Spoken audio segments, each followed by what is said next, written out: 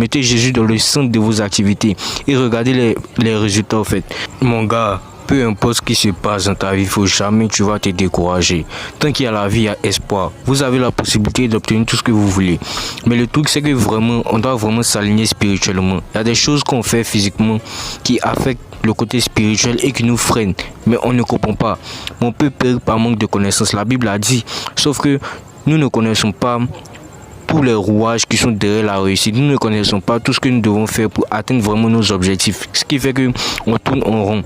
Si vous voyez bien, si vous voulez vraiment comprendre des choses, faites beaucoup de recherches et lisez beaucoup. Intéressez-vous aussi aux textes bibliques. Intéressez-vous aussi à Jésus. Mettez Jésus dans le centre de vos activités et regardez les résultats en fait. En fait, c'est nous-mêmes nous mettons des insectes vicieux et répétitifs d'échecs. Nous avons la possibilité de changer tout ce qui est autour de nous transformer, tout et tout. Mais le truc, c'est que qu'est-ce qu'on fait de nos journées? Quelles sont les habitudes qu'on a? Quelles choses nous faisons chaque jour lorsqu'on nous réveillons jusqu'à la fin de la journée? Tout ça aussi, ça crée l'effet cumulé et ça donne un résultat à la fin de la journée, à la fin de notre vie, à la fin de notre existence au fait. Et les mauvais comportements, si vous ne savez pas, ça peut affecter la génération.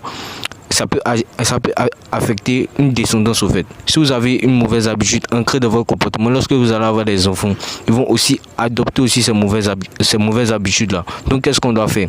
De prime abord, on doit d'abord éradier tout ce qui est négatif, éradier tout ce qui est activité négative, éradier tout ce qui est habitude négative et nous purifier de tout ce qui est négatif au fait.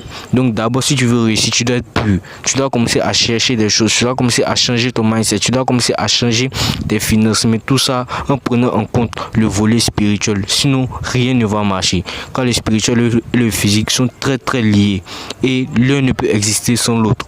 Vous connaissez, likez, commentez, partagez et abonnez-vous parce que remarquez, vous regardez mais vous abonnez pas, vous likez seulement.